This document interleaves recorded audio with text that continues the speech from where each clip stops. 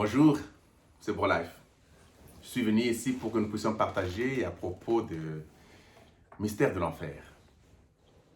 Tel que vous connaissez tous, le mystère de l'enfer est un grand mystère. L'enfer est conçu par plusieurs façons dans le monde. Et ce que j'aimerais que vous puissiez comprendre, que vous ne pouvez pas vous gêner de ce que vous croyez. J'ai aimé quand je suivais le bro Alex, avec la petite vidéo d'1 minute qu'il a faite, il a dit qu'il est convaincu de ce qu'il croit, que personne ne peut pas changer cela. J'ai beaucoup aimé cette déclaration parce que ce qui est vrai est que vous ne pouvez pas tituber dans ce que vous croyez. Parce que ce que vous croyez sont des empreintes en vous, c'est une réalité.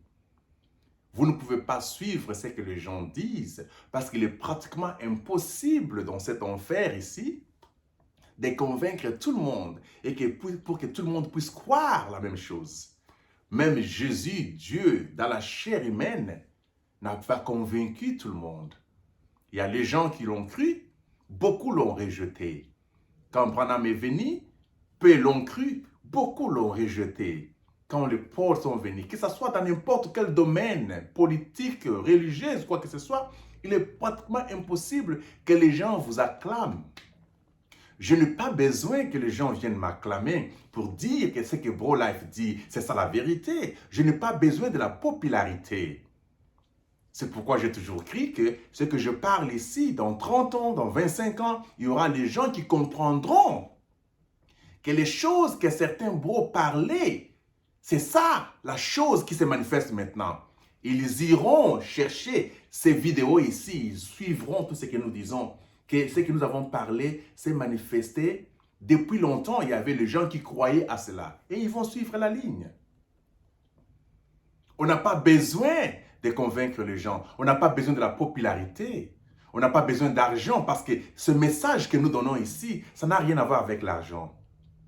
On n'a pas besoin de femmes qui vont venir nous adorer ici, ainsi de suite, parce que les femmes typifient les églises. Nous sommes loin des églises, nous sommes loin de l'argent, nous sommes loin de la popularité, parce que ce message de ce que nous donnons est impopulaire. D'où ne vous faites aucun souci de gens pour croire à ceci. Il y a peu de gens tout simplement qui ont les empreintes de saut en nez. Et ils doivent être dans une ferme assurance en eux-mêmes de ce qu'ils disent et ce qu'ils croient. On ne titube pas. Nous savons de quoi nous parlons. Donc, c'est juste une motivation pour vous dire que ce que vous croyez est pur, est fort. Et nous sommes arrivés au niveau où nous devons expliquer aux gens les choses selon les sceaux tout simplement. Et hier, quand je parlais sur l'introduction de l'enfer, j'ai essayé de vous faire comprendre certains niveaux, ou soit certaines dimensions. Vous ne pouvez pas comprendre la 5e dimension si vous ne comprenez pas les 3 premières dimensions. Vous ne pouvez pas passer en 2e, ou 3e, ou 4e sans passer, vous ne pouvez plutôt pas passer en 5e sans passer par la 4e. Vous ne pouvez pas passer en 4e sans passer par 3e. Vous ne pouvez pas passer par 3e sans passer, ainsi de suite. C'est-à-dire que vous ne pouvez pas comprendre la 5e dimension si vous n'êtes pas préparé à comprendre la 4e dimension. Et la 4e dimension est la dimension la plus élevée par rapport aux 3 premières dimensions. Mais Dieu a pris des arbres. Il a mis en Éden l'arbre de la vie et l'arbre de la mort. Ce sont des arbres dimensionnels. Ce n'étaient pas des arbres littéraux.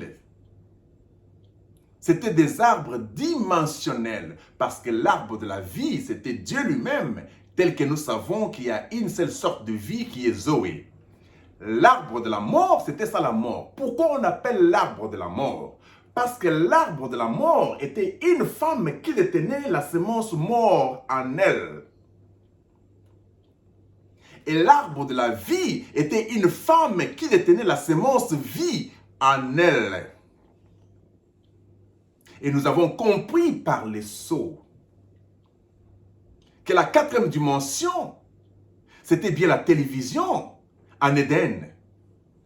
Frère Branham explique, il dit, la télévision a eu lieu en Éden pour dire qu'il y avait l'Internet.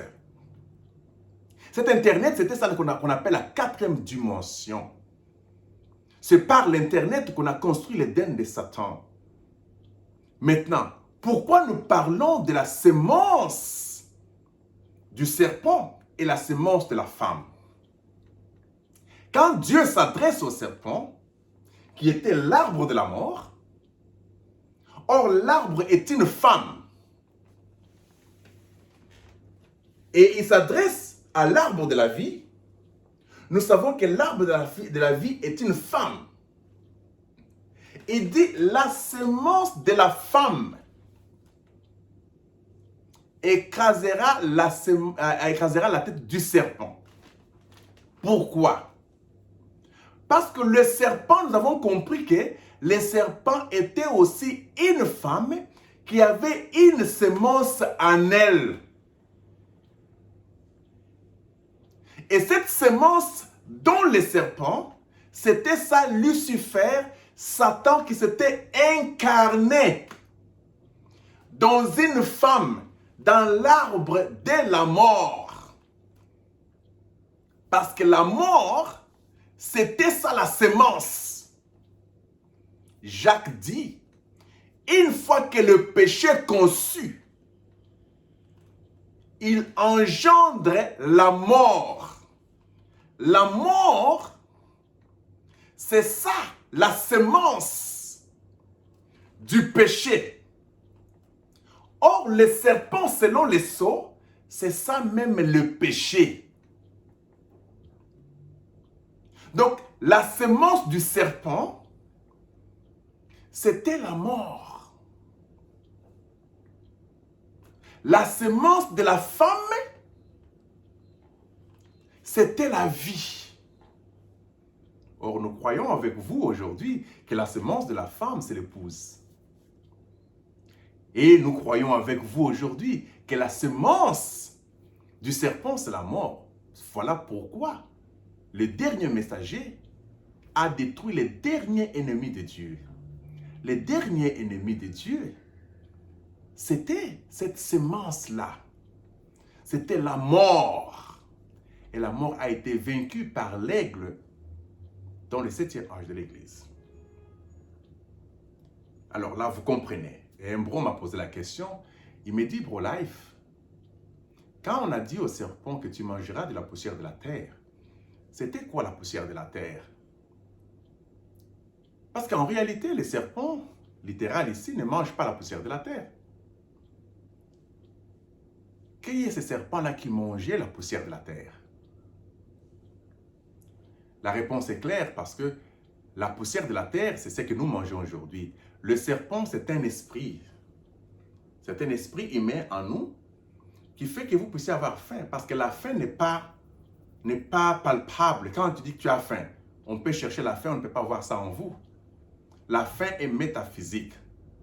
Mais cet esprit humain qui fait que vous puissiez étudier, qui fait que vous puissiez lire, qui fait que vous puissiez conduire, qui fait que vous puissiez faire certaines choses, vous ne pouvez pas faire toutes ces choses là-bas si vous n'avez pas mangé. Et la nourriture que nous mangeons ici, c'est ça la poussière de la terre. Les pommes de terre, le mangue, les animaux que nous mangeons, tout ça c'est la poussière de la terre. C'est ça même la chose en question. C'est les serpents en nous qui mangent de la poussière de la terre. Quelqu'un peut vivre dans les comas pour longtemps pour ne même pas sentir la faim. Donc, c'est ce que je voulais partager avec vous à ces propos. Et pour ne pas vous garder très longtemps, je voulais juste vous faire voir que vous connaissez l'histoire, comment Dieu avait créé l'enfer. Dieu est la seule personne qui avait créé l'enfer. L'enfer était créé par Dieu et Dieu est l'architecte principal de l'enfer. Il a créé l'enfer avec des niveaux. Quand il a créé l'enfer, il savait où chacun devait résider, où chacun devait habiter. Il a créé l'enfer avec des dimensions dedans. Quand il a créé l'enfer, il a créé l'enfer pour les anges et Satan. Et ces gens devaient avoir leurs cellules. Et le Fils de Dieu, ou les enfants de Dieu, qui devaient aussi passer par le trace du serpent, ils avaient leurs cellules en enfer, où ils devraient vivre jusqu'au jour de leur rédemption, qui était la venue de Jésus en enfer. Jésus était l'architecte de l'enfer et quand il venait en enfer, il savait exactement où chacun devait s'y trouver. Il savait que cette cellule ici était faite pour Adam et Ève. Cette cellule était faite pour telle personne. Cette cellule était faite pour cet âge. Et l'autre cellule, c'était pour tel âge, tel âge. Il y avait des âges que Dieu lui-même avait déjà classés et tracés.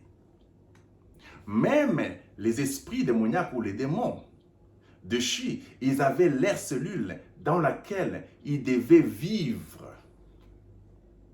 Et la première personne à entrer dans le séjour de mort, en dehors de tous les démons et les anges déchus, c'était Abel. Abel, je m'étais senti très mal quand j'ai compris que Abel était le seul croyant qui s'est retrouvé en enfer, seul, où il a beaucoup souffert. Il était là parce qu'il avait déjà compris que c'est par l'iniquité qu'il a été conçu, c'est par l'iniquité qu'il a vécu dans le monde. Il a compris que la seule chose qui devait le libérer un jour, c'était le sang, c'était la vie du Zoé qui devait être aspergée. Et Abel s'est retrouvé dans une cellule. Et après Abel, c'est Adam et Ève qui sont venus. Ils avaient leurs propres cellules. Alors il y a eu plusieurs cellules là-bas en enfer. Souvenez-vous que même Samuel, quand il était en enfer, il était dans une cellule. Ici, j'aimerais juste clôturer un tout petit peu pour ne pas vous prendre beaucoup de temps. Juste 15 minutes de la compréhension, que vous puissiez comprendre que le créateur de l'enfer, ce n'est pas Satan. C'est Dieu qui est créateur de l'enfer. C'est Dieu qui a créé l'enfer. Il a créé l'enfer pour les anges déchus. Et il sait que tout celui qui devait aussi passer par les mêmes péchés, par la séduction ou quoi que ce soit, devait tous passer par là. Voilà pourquoi Dieu est juste. Il a mis ses propres enfants en enfer, mais sachant qu'est avril les signes de la rédemption qui devait faire que Dieu devait les racheter, les faire sortir tous de cet enfer-là. Et quand Jésus-Christ est mort, nous comprenons que l'âme de Jésus est entrée en enfer avant même que Jésus ne soit mort. Quand son âme est entrée en enfer, la première des choses, c'était une grande surprise. L'architecte principal entre en enfer, le constructeur de l'enfer lui-même. Il connaît chaque porte de l'enfer, il connaît la clé de l'enfer. Voilà pourquoi il avait les clés de séjour des morts. Satan n'avait pas de clés de séjour des morts. Parce qu'il a ravi tout ça. Il a ouvert. Quand il est arrivé à l'entrée, on dit « Waouh !» Mais c'est l'architecte principal. Parce qu'il savait très bien qu'ils vivaient en enfer, mais ils n'étaient pas responsables de la construction de l'enfer. Et quand il est venu, on lui a donné les clés. Et il a utilisé les codes. Parce que les codes qu'il avait placés dans chaque porte, c'était le message du temps là. Par lui, qui devait confirmer ces codes-là pour que chaque porte d'enfer ou le séjour de mort puisse être ouvert afin que tout le monde puisse sortir. Il n'y avait personne qui avait les codes. Et les codes étaient seulement dans son sang. Voilà pourquoi quand il a fait la première entrée, la première des choses, il est allé jusque là où Adam et Ève étaient. Quand Adam et Ève l'ont vu, ils ont compris que voilà l'homme avec qui on était en Éden, notre Rédempteur. Notre salut est arrivé. Ils sont restés là des siècles espérant le salut. Et ils ont vu leur salut venir. C'était la joie d'Adam et Ève. Quand ils l'ont vu, ils sont sortis. Quand Abel a vu, il dit, waouh! Bien, c'est bien lui qui m'a révélé que c'est par le sang, par la vie, que le péché était entré. C'est par le sang que le péché devait quitter. Il a vu la personne qui l'avait révélé. Chacun était en train de voir le message de son temps. C'est comme ça qu'il est allé dans chaque cellule pour ouvrir avec les codes qui étaient son sang, qui était sa vie. C'est comme ça qu'on a vidé l'enfer dans les temps de Jésus. Quand je dis qu'on a vidé l'enfer, c'est-à-dire que les diables ou les esprits impurs ou les anges étaient toujours en enfer là, mais on avait supprimé tous les séjours des morts, c'est-à-dire que toutes les cellules où se trouvaient les croyants, on avait tout vidé et on a tout détruit. Il est resté qu'une seule partie qui était l'enfer, cellule de perdu. Et Jésus a créé une nouvelle place. Il dit que je pars vous préparer une place. C'est-à-dire que c'était des théophanies. La sixième dimension a existé à la résurrection des croyants. Lorsque Jésus les a tous pris, ils sont tous montés. Le jour que Jésus était monté au ciel, une nuée l'avait couverte. Cette nuée-là, c'était l'ensemble des croyants qui étaient ressuscités. Mais Jésus a dit, j'ai ouvert toutes les portes de ce jour de mort. Attendez le cri de mon corps à la croix.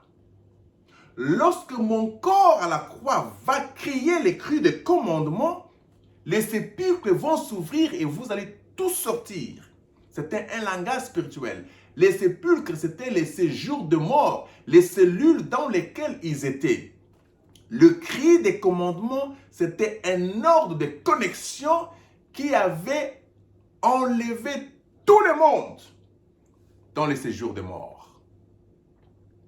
Et ils sont sortis, tous en portant leur théophanie, parce que le cri de commandement avait donné à tout le monde les corps. C'est comme ça qu'ils sont sortis et ils étaient là dans la ville sainte. Et le jour que Jésus était enlevé, cette nuée, c'était l'ensemble de tous les croyants qui l'avaient environné. Comme nous voyons la nuée blanche qui est venue ici, c'était l'ensemble de tous les croyants qui l'avaient environné. Parce que là, ce n'était que l'ombre des choses à venir.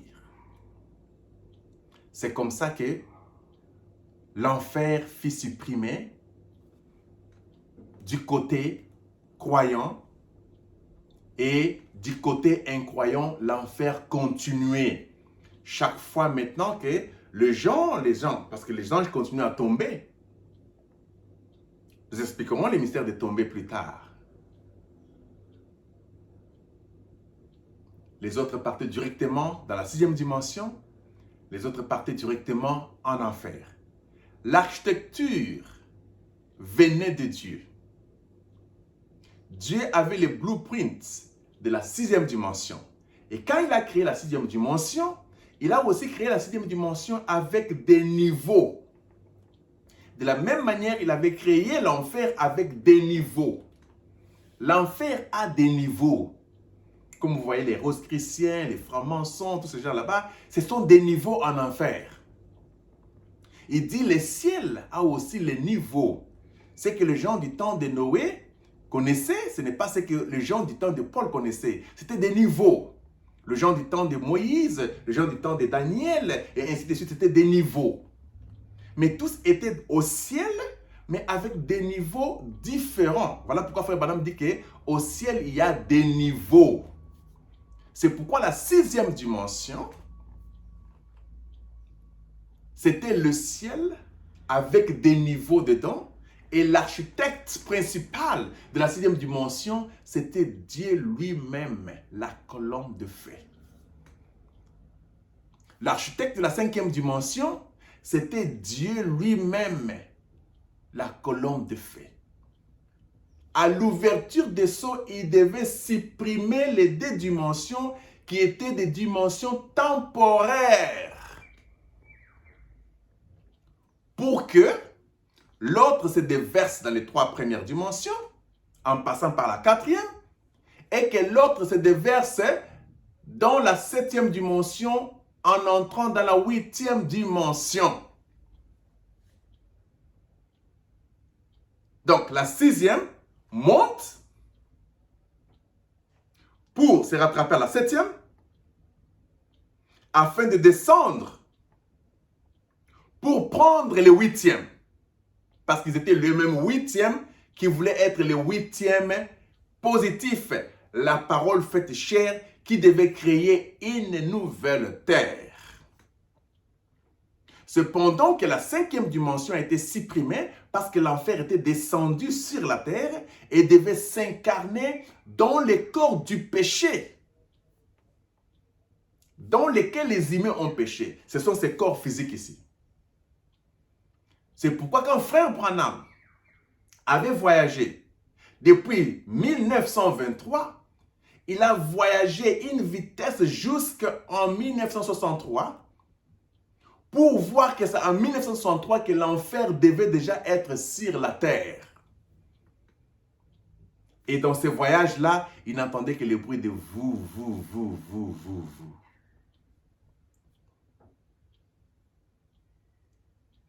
Et un jour, il entre dans le supermarché, il voit les femmes qu'il avait vues quand il avait 14 ans. Il dit à sa femme, où sommes-nous aujourd'hui? Il dit, l'enfer est sur la terre.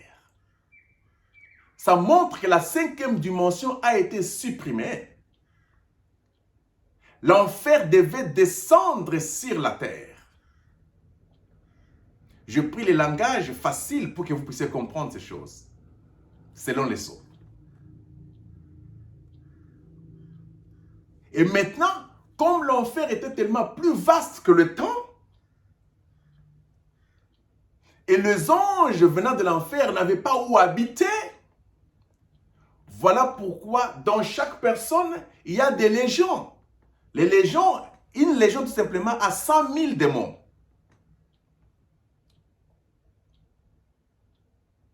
« 100 000 démons, une légion. Mais quand quelqu'un a 50 000 légions, quand quelqu'un a 20 000 légions, quand quelqu'un a 3 légions, quand quelqu'un a 7 000 légions, vous comprenez combien des esprits déchus de l'enfer sont incarnés dans les humains.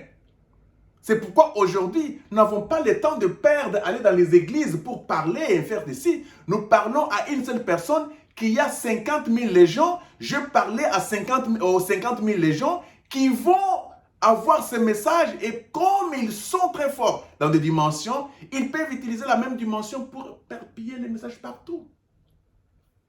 Nous avons compris le mystère que nous parlons seulement comme ça, même dans un coin, avec une seule personne.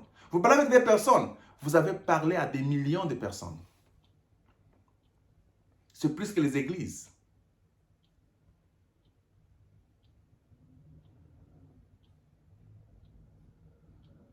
Ces esprits sont aujourd'hui dans les corps dans lesquels ils ont péché. Frère Branham, lorsque les incroyants seront ressuscités au jour du jugement, dans quel corps ils résisteront? Ils auront quel corps? Il dit, ils auront les corps dans lesquels ils ont péché. Parce que c'est dans ces corps ici qu'ils ont péché.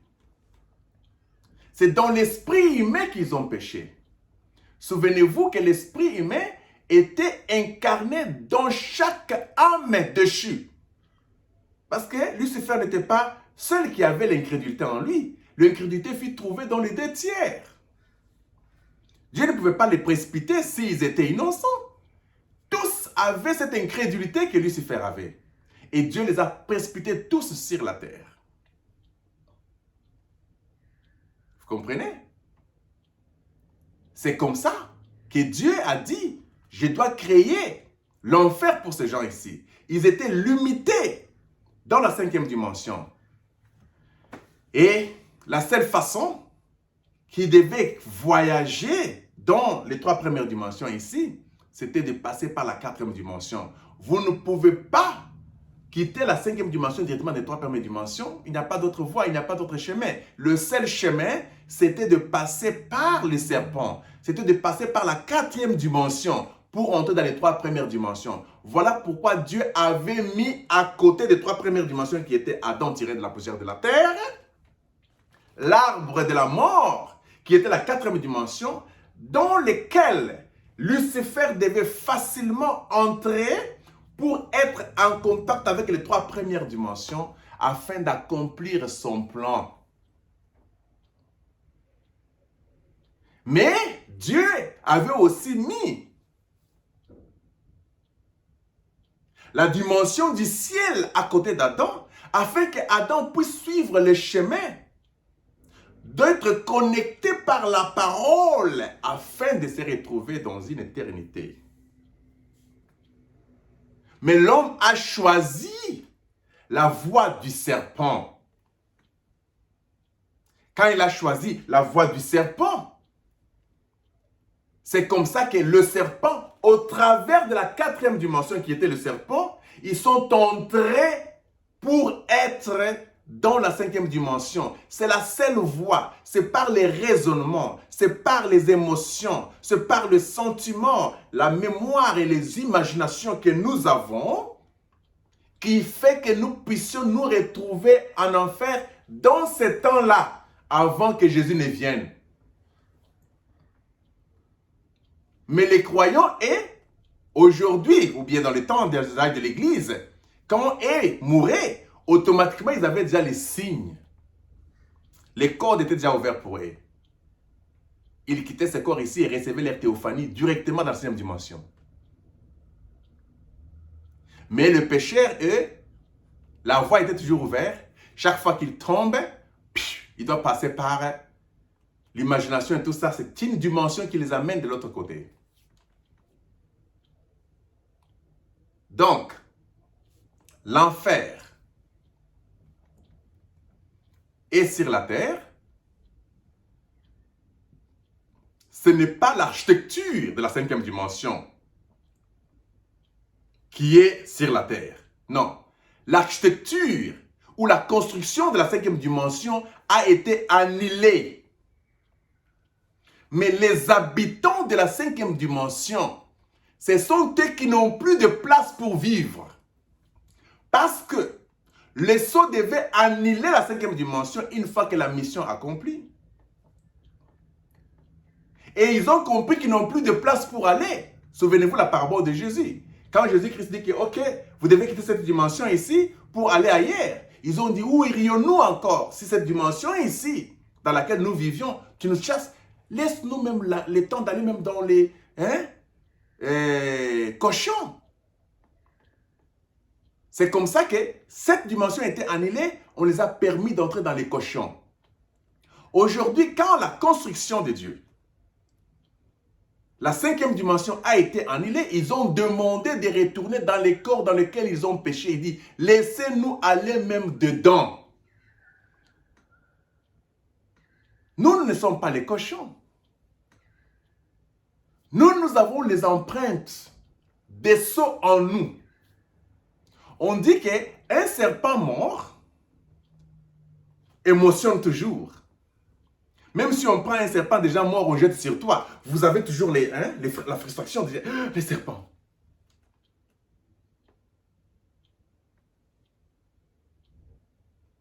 Qu'est-ce que je vais dire par là?